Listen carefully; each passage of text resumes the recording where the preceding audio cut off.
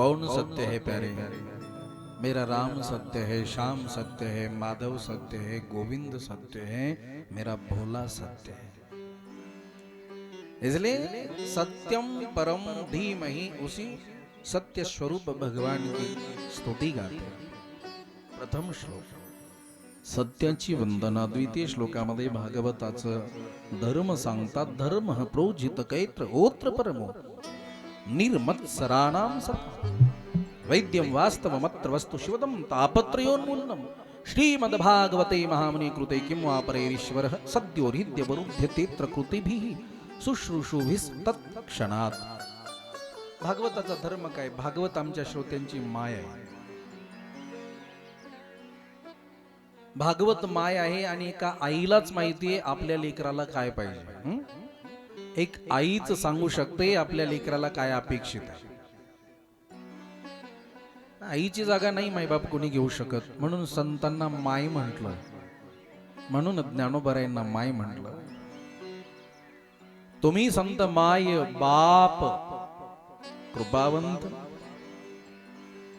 आईची जागा नाही कोणी घेऊ शकत ना, कारण आईलाच माहिती लहान बाळ आहे, त्याला बोलता येत नाही, त्याला सांगताही येत नाही, त्याला काय होतं त्याला कळत नाही। पण जिने 9 महिने 9 दिवस आपल्या उदरामध्ये वाढवलं ना, ती माऊली त्याच्या शरीराच्या हावभावावरनं समजून जाते आपल्या लेकराला काय पाहिजे। त्या लेकराला पोटामध्ये वेदना होत असतील आणि ते जर रडत असेल ना, तर हे त्याचं रडू भुकेचं आहे की पोटातील वेदनेचं आहे, हे फक्त मायच सांगू शकते। बाप सुद्धा सांगू शकत नाही, म्हणून तिला माय म्हणतात। आपलं लेकरू का रडतं? पोटामध्ये भूक लागली की याला पोटात काहीतरी वेदना झाल्या, गडबड होते, हे जी सांगू शकते ना तिला माय म्हणतात। म्हणून मायला कळतं लेकराला काय पाहिजे।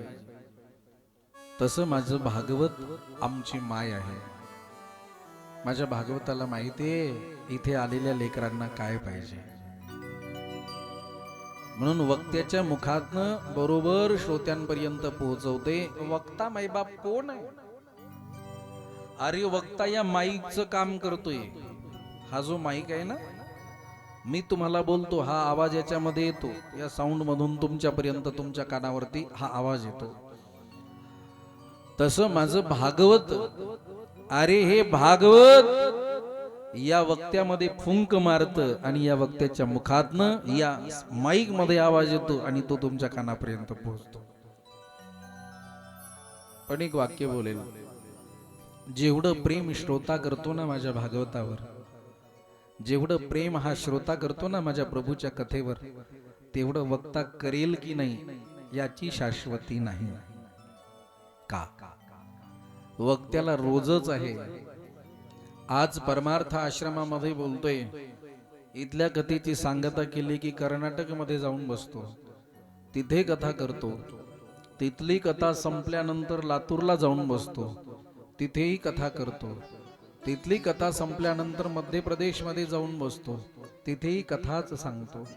म्हणून रोज असल्यामुळे त्याला ती किंमत कळेल की नाही माहिती नाही, पण जेवढं प्रेम हा श्रोता करतो ना तेवढं प्रेम वक्ता सुद्धा करू शकत नाही। उदाहरण,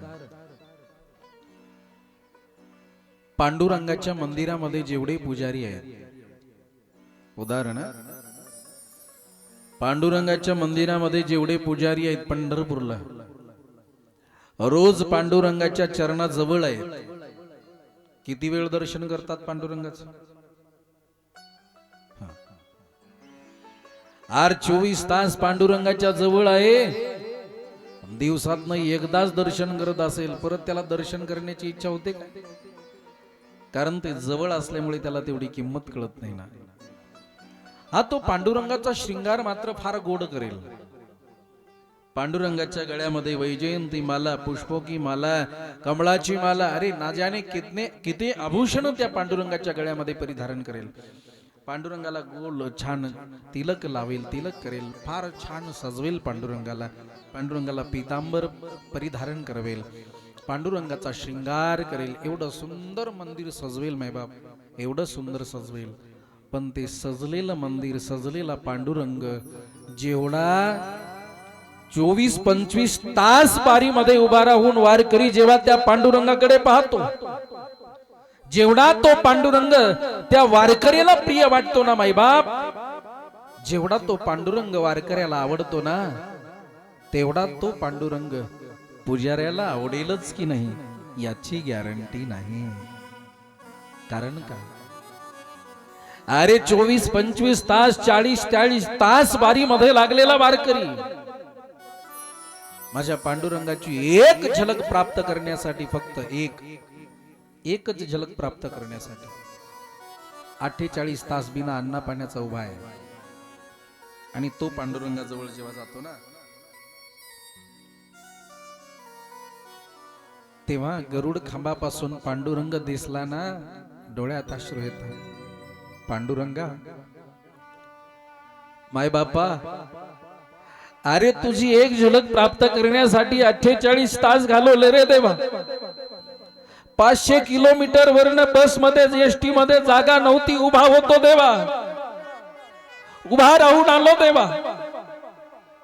तुझं एकादशीला दर्शन व्हावं हा प्रण होता देवा.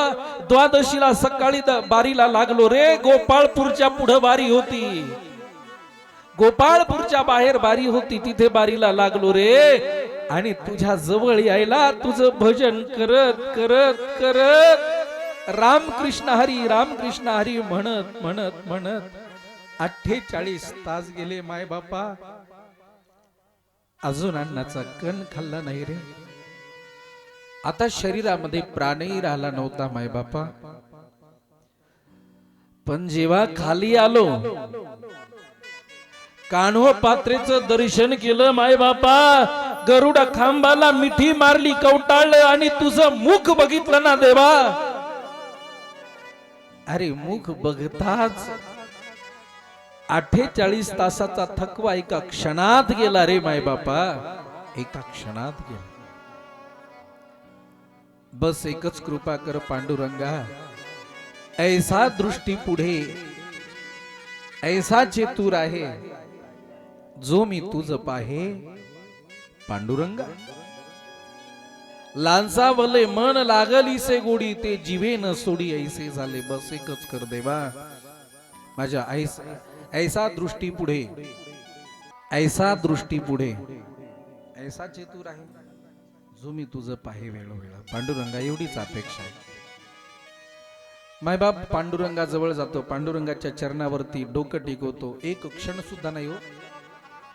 तिथली बडवे मंडळी, पोलीस मंडळी, ए बाबा चल पुढे, चला पुढे, वारकरी व्हा पुढे, दंडाला धरून वडतात. म्हातारी माणसं असतील, अरे कमरेला हात घालतात, फेकून देतात.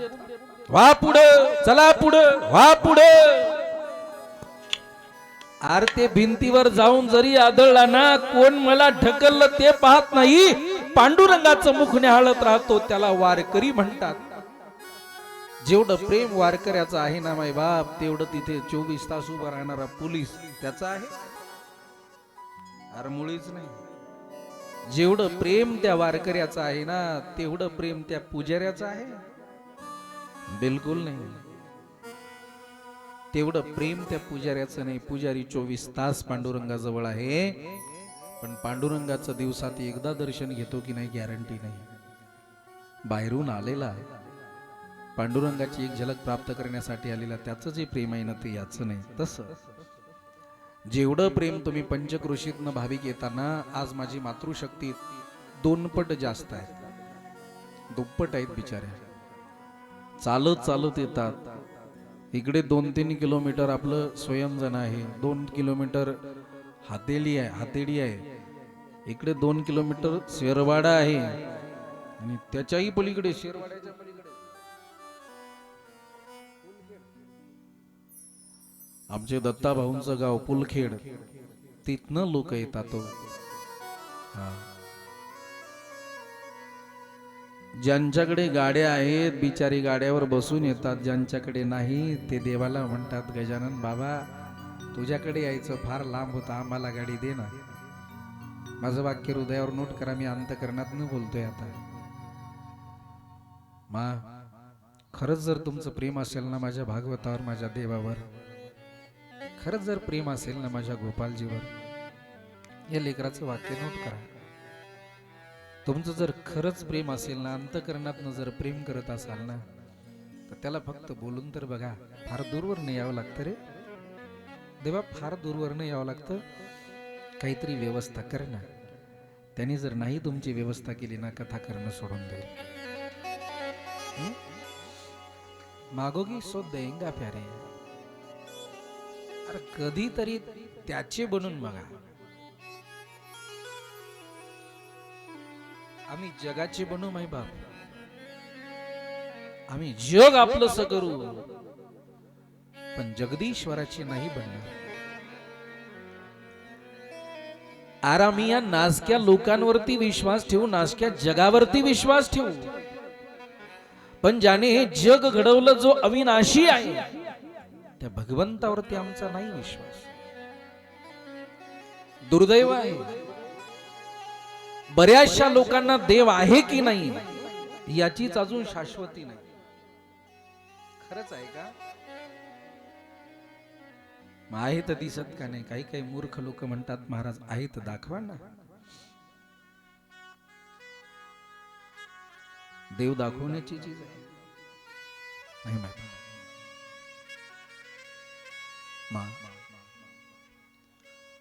फक्त त्याचे बनून बघा. ज्या दिवशी आम्ही त्याचे बनू ना, दुनिया झूठी लगने लगेगी प्यारे. इथलं हर सुख आम्हाला व्यर्थ वाटेल. त्याचे बनून बघा फक्त त्याचे. लक्षात ठेवा, या संसाराने फार रडवला मला. संसार प्रत्येक क्षणाक्षणाला रडवतो.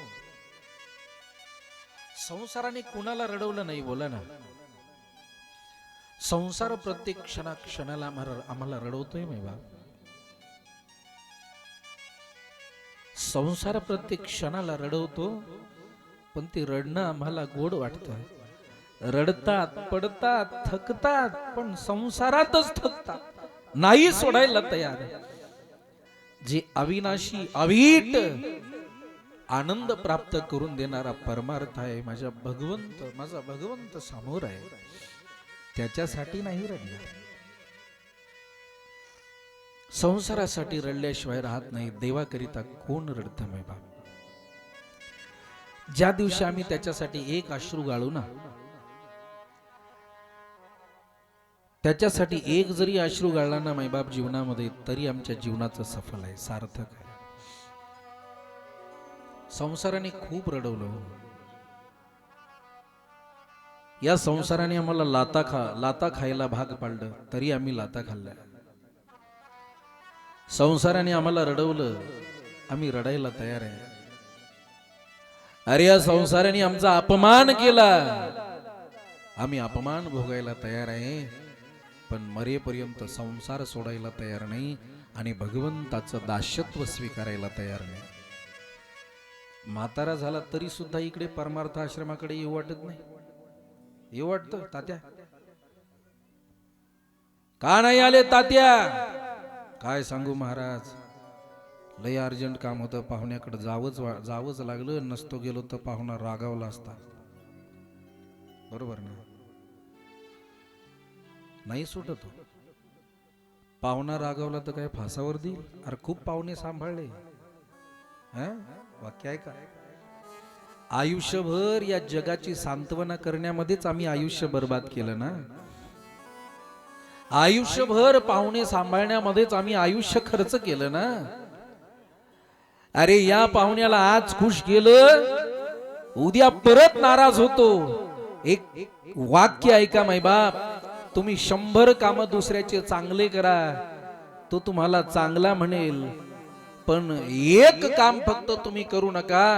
अरे 100 काम केलेले तुमचे मातीत जातील आणि तुम्हाला तो परत नावं ठेवायला तयार होईल, ही जगाची रीत आहे ना. 100 काम तुम्ही चांगले करा. दत्ता भाऊ, भाऊ तुम्ही एवढे चांगले काम करता, पण माझं वाक्य नोट करा, तुम्हाला दुःख होणार नाही. तुम्ही हजारो लोकांना हॉस्पिटलमध्ये मदत केली, हजारो गरिबांना मदत केली. तुमचं कार्य फार गोड आहे, गावाबद्दल प्रेम आहे. आपल्या गावाचं नंदनवन व्हावं ही आपली भावना आहे. आपलं गाव सुधारावं, आपल्या गावचे रोड व्हावे ही भावना आहे. गाव चांगलं व्हावं भावना आहे.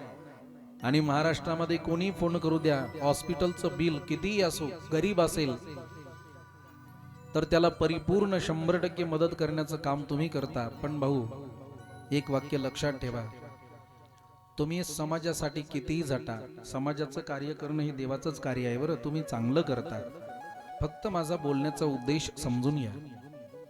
या समाजासाठी कितीही तुम्ही झटा, कितीही झटा, लाख समाजाचे काम करा, एक जर काम समाजाचं झालं नाही ना, तरी लोक नावं ठेवायला तयार राहतात. आपण उपकार करतो, तुम्ही उपकार जर करत असाल तर त्याच्याकडनं ती परतफेड होईल याची अपेक्षा कधीच करू नका. कारण समाज त्याची परतफेड कधी करतच नसतो, त्याचं नाव समाज आहे. हा, म्हणून आपल्याला कोणासाठी काही करायचं ना, तो आपल्याला काहीतरी देईल ही आशा सोडायची, कारण तो परत देईलच याची गॅरंटी नाही. म्हणून बोललो, तुम्ही 1000 काम करा, तो तुम्हाला म्हणेल वा भाऊ किती चांगले आमचे भाऊ, अरे एका फोनवरती आले, माझं काम केलं, किती चांगले भाऊ. अर्ध्या रात्री फोन करा तरी भाऊ येतात, किती चांगले भाऊ. आणि एखाद्या संकटामध्ये भाऊनी म्हणावं, अरे राजा मी जरा बिझी आहे, माझ्याकडनं हे काम नाही होणार. जगभर सांगणारा किती चांगले आमचे भाऊ, अरे अर्ध्या रात्री फोन केला तरी येतात. एकदा जर नाही आले ना, तोच माणूस म्हणतो, अरे ते काय माणूस आहे, त्याला काय खिशातून पैसे भरायचे होते, फक्त तिथपर्यंत यायचं होतं, येण्या जाण्याचं डिझेलही मी दिला असतं, पण नाही आला. आर मोठ्याच्या संगतीमध्ये गेला, फार मोठा झाला म्हणून गरीबाला विसरला. ते काय माणूस आहे? 100 काम करा राजे हो, नाव घेणार नाहीत, पण एक वाईट काम झालं ना लगेच आम्ही त्याला वाईट होतो. भाऊ एक अजून वाक्य बोलतो, महेशराव फार गोड आहे. तुम्ही काम चांगलं करता, पण जर तुम्हाला शत्रू वाढवायचे असतील ना, तुम्हाला जर शत्रू वाढवायचे असतील, फार गोड आहे हो. तुम्हाला जर आपल्या जीवनामध्ये शत्रू वाढवायचे असतील ना, दुश्मन वाढवायचे असतील ना, तर फार काहीच करायचं नाही, फार काहीच करण्याची गरज नाही. जर तुम्हाला शत्रू वाढवायचे असतील तर फक्त काम ऐकणं सोडा. ज्याचं ज्याचं काम ऐकलं नाही ना, तो आपोआप आपला शत्रू तयार झाल्याशिवाय राहत नाही. काम ऐकलं नाही की झाला दुश्मन. काम ऐकलं की आम्ही गोड आहोत. ही दुनिया है मै बाप, यहां हर कोई अपना स्वार्थ देखता है. माझं भागवत माय आहे, माय. मायला माहिती आपल्या लेकराला काय पाहिजे, म्हणून धर्म प्रोजित कैत्र ओत्र परमो निर्मत्सराणाम सता. माय जशी निर्मत्सर होऊन आपल्या लेकरावरती कृपा करते ना माय बाप, सर्वांना सारखं सांभाळते ना, तसं माझं भागवत आहे. भागवत काय, श्रीमद भागवत काय? अरे भागवतच माझा भगवान आहे, माझा गोपाल आहे. हा, म्हणून निर्मत्सराणाम सता वैद्यमास्तमत्र वस्तु शिवदम तापत्रयोन्मूलनम श्रीमद्भागवते महामुनि कृते किंवा अपरेरीश्वर सद्यो हृदय वरुध्यते कृतीभिः शुश्रूषोभिः तत्क्षणात मोक्ष देणारं माझं भागवत आहे मै बाप, माझं भागवत आहे. म्हणून दुसरा श्लोक, तिसऱ्या श्लोकामध्ये गोड वर्णन करतात. एवढं गोड भागवत आहे तर महाराज प्रगट कसं झालं म्हणतात. निगम कल्पतरोर्गलितम फलम शुकमुखाद अमृत द्रव संयुतम पिबत भागवतम रसमालयम मुहुरहो रसिका भुवि भावुका. वेद रूपी वृक्षाला लागलेलं गोंडस फळ म्हणजे श्रीमद भागवत आहे. मग म्हटले महाराज एवढं गोड फळ आहे तर पडलं तर फुटलं नाही का? बोलतात नाही का, भगवान विष्णूकडनं ब्रह्माजीकडे, ब्रह्माजीकडनं नारदाकडे, नारदाकडनं व्यासांकडे, व्यासजींकडनं शुकदेवाकडे आणि शुकदेव स्वामींकडनं राजा परीक्षितीला लक्ष करून आमच्यापर्यंत हे फळ पोहोचलंय. बस आलंय. आता आनंद घ्या. भागीरथी गंगा आपल्या आश्रमामध्ये आली. अरे स्नान करून घ्या. गंगा आता अंगणामध्ये आली. हात धुवून घ्या. भाग्यवान हा. म्हणून म्हणतात पिबत भागवतम रसमालयम. माझा प्रश्न आहे सगळ्यांना, माझ्या मातांनो, आम्ही भागवत जी पितो की ऐकतो? पटकन बोला. बोला बोला, जोरात बोला. स्वयंजना, शेरवाडा, हातेडी आणि ते वलखेडा, ते पाठ व्हायला वेळ लागेल. वलखेडा आता राहील लक्षात. हा, सगळ्या गावच्या माझ्या माता असतील. बोला, आपण श्रीमद भागवत ऐकतोय की पितोय? सगळ्या मुख्य आहेत का? काय बोलताय ना? बोलता येतं ना? बोला, ऐकतोय का पितोय? हा, बोला बोला. काल एक मावशी बोलत होती, ऐकतोय की पितोय? तू सांग म्हणाव, काय करतो? मला माहिती मराठवाडा आहे, लाजाळू आहेत बिचाऱ्या. मी तुमच्या लेकरासारखा समजा, भावासारखा समजा, मला लाजू नका. जसे भाऊ आहेत तसा हाही तुमचा भाऊ आहे. आम्ही ऐकतोय की पितोय? मी सांगतो, आपण ऐकतोय. बरोबर ऐकतोयच ना? मावशी ऐकतोय ना? अक्का ऐकताय ना? बर, इकडे तात्या ऐकतोय का पितोय? पिता तुम्ही? वाह, तात्या वंदन. तात्या म्हणतात मी पितोय. कसं पिता? ज्यूस बनवून बारीक मिक्सर मध्ये बारीक करून? नाही ना? बरोबर आहे त्यांचं. मग ऐकलेली गोष्ट या कानाने ऐकतो, या कानाने आम्ही सोडून देतो. याला म्हणतात नळी फुंकली सोनारी, इकडून तिकडे गेले वारे. माझं भागवत ऐकायचं नाही, माझं भागवत पियायचं. पण महाराज हे ऐकायचंय असं का लिहितात? पिबत भागवतम रसमालयम. व्यासजींनी लिहायला पाहिजे होतं शृणुत भागवतम रसमालयम. म्हणजे श्रवण करणार, हे ऐकायचं, पियायचं. मग पियायचं कसं? पिबत भागवतम रसमालयम याचा अर्थ माय बाप, भागवत जी ऐकायचं नाही, पियायचं. मग पियायचं कसं? तर बोलतात दोनही कानांनी प्यायचं, हृदयामध्ये धारण करायचं, घरी गेल्यानंतर चिंतन करायचं, मनन करायचं. माझा संबंध किती माझ्या भगवंताशी आहे याचा विचार करायचा. कारण देव आणि आपण वेगळं नाही मैबाब, त्याचाच एक अंश आहे. माझी गीता म्हणते ममैव अंशो जीव लोके जीवभूत सनातन. हा भगवंत गीतेमध्ये स्वतः सांगतात, अरे अर्जुना, हा जीव म्हणजे माझा एक अंश आहे. जो जीव दिसतोय ना, तो माझाच एक अंश आहे ना. ममैव अंशो जीव लोके जीवभूत सनातन मन षष्ठानींद्रियानी प्रकृतीम स्थानी कर्षति. अर्जुना जे डोळ्याने दिसतं ना रे, ते माझं स्वरूप आहे. अर्जुना हवा मी आहे, अर्जुना पाणी मी आहे, अर्जुना ही धरती मी आहे रे. मग त्या भगवंताचाच एक अंश जर असेल, आपण वेगळे आहोत का? मग त्या भगवंताशीच कनेक्ट होण्यासाठी हे प्यायचं आहे. म्हणून काय पिबत भागवतम रसमालयम मुहुरहु रसिका भुवि भावुका. पण प्रश्न आहे महाराज, किती वेळा प्यायचं? 5 वर्ष झाले आम्ही पितो, गावातही कधी मधी पितोच. गावात हे होतं ना. महाराज आश्रमामध्ये 5 वर्ष झाले पितो, गावातही पितो, कधीपासून पितो? अरे सांगणारे मेले, सांगणारे खपले, पण आमच्यावर काही परिणाम नाही. काय परिणाम आहे आपल्यावर? बोला ना. सांगणारे श्रीमद भागवत सांगणारे कित्येक मेले, कित्येक गेले, आमच्यावर काही बदल नाही. बिचारे आरडू आरडू सांगतात, दारू पिऊ नका, शराब पिऊ नका, दुसऱ्याला लुबाडू नका.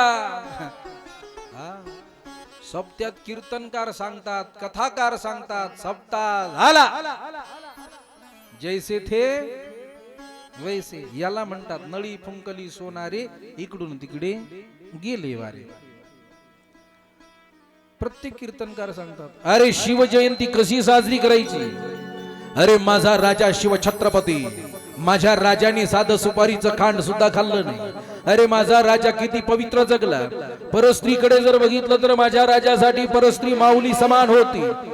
अरे एखाद्या माझ्या माऊलीकडे कोणी वाईट नजरेनं बघितलं तर त्याचा चौरंगा केला जायचा.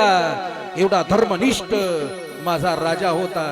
अरे काय हिम्मत होती कुणाची परस्त्रीकडे वर नजर करून बोलण्याची. अरे माझ्या राज्यामध्ये पद्धत होती, एखाद्या स्त्रीकडे बोलत असताना मावळे खाली मान करून बोलत होते. राज्यातील लोक त्या माऊलीला बोलत असताना खाली मान नजर खाली करून बोलत होते. हा दरारा माझ्या राजांचा होता.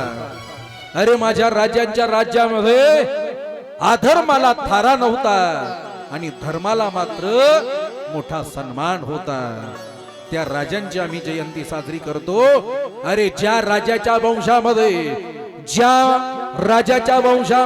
राजाच्या महाराष्ट्रामध्ये आमचा जन्म झाला, अरे आम्ही भाग्यवान आहोत. माझ्या राजाच्या या महाराष्ट्रामध्ये जन्माला आलोय. सर्वप्रथम भाग्य भारतात जन्माला आलो, कारण भारतासारखा देश नाही माईबाप. भरतखंडे नरदेह प्राप्ती हे तब परम भाग्याची संपत्ती. पहिलं भाग्य भारतामध्ये जन्माला आलो आणि त्याही पेक्षा परम भाग्य आम्ही महाराष्ट्रात जन्माला आलो. आणि त्याही पेक्षा मोठं भाग्य आम्ही आमच्या साधू संतांच्या नंतर जन्माला आलो. आणि त्याही पेक्षा भाग्य माझ्या राजा शिव छत्रपतींच्या राज्यामध्ये जन्माला आलो. पण ऐका, त्या माझ्या राजाने काय केलं? परस्त्री माऊली समान समजली. कधी कुठलं व्यसन केलं नाही, सुपारीचं खांड सुद्धा खाल्लं नाही. आणि आज आम्ही राजांची जयंती साजरी करतो. माझ्या राजांचा फोटो, माझ्या राजांची मूर्ती, मोठी मिरवणूक काढतो. मिरवणूक समोर डीजे लावतो आणि डीजे समोर पॅन्ट फाटीपर्यंत बोलूच का था?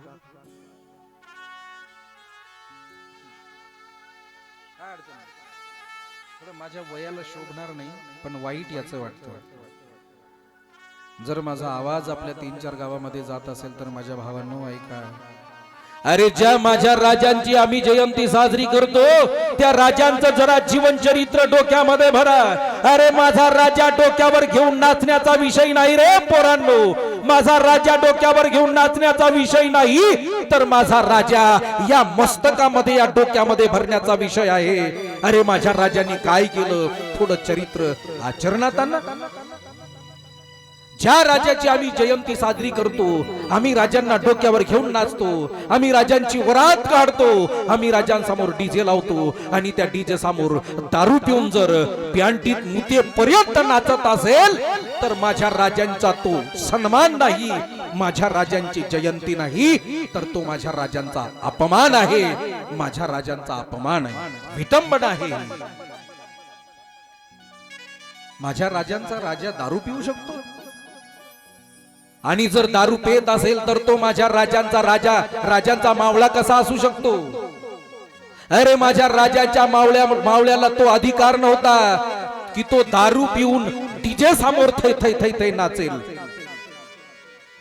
हे आचरण माझ्या मावळ्यांचं नव्हतं. पण आज आम्ही डीजे समोर नाही, माझ्या राजा समोर डीजे लावून त्या डीजे समोर दारू पिऊन जर नाचत असेल ना, तर माझे राजे स्वर्गातनं रडत असतील. अरे काय या माझ्या मावळ्यांची या कलियुगामध्ये अवस्था झाली. म्हणून केवळ ऐकायचं नाही व कथा कीर्तन, तर काहीतरी घेऊन जायचं राजा. म्हणून बोललोय, सांगणारे मेले.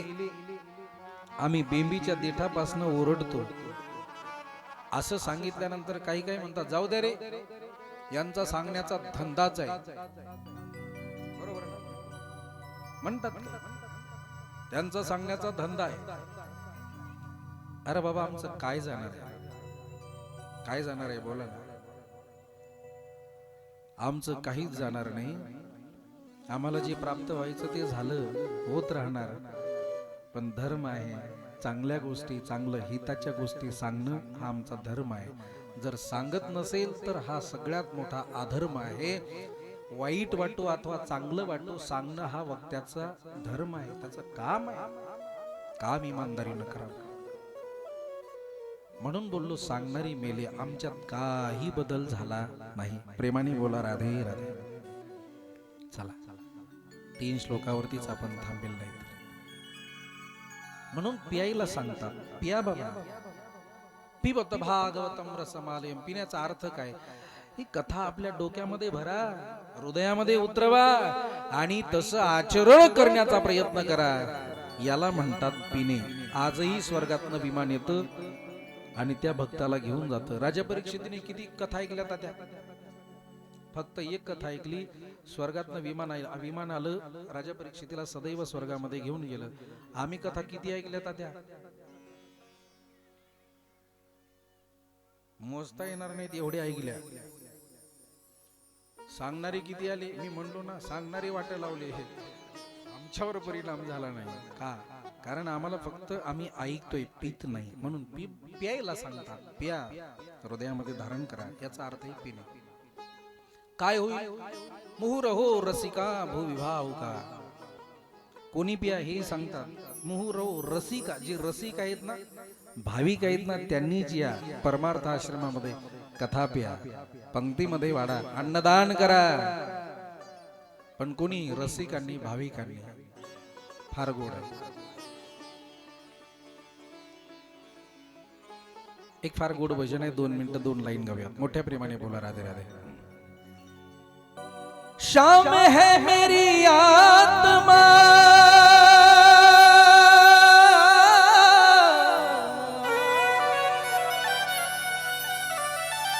शाम है मेरे दिल के चैन,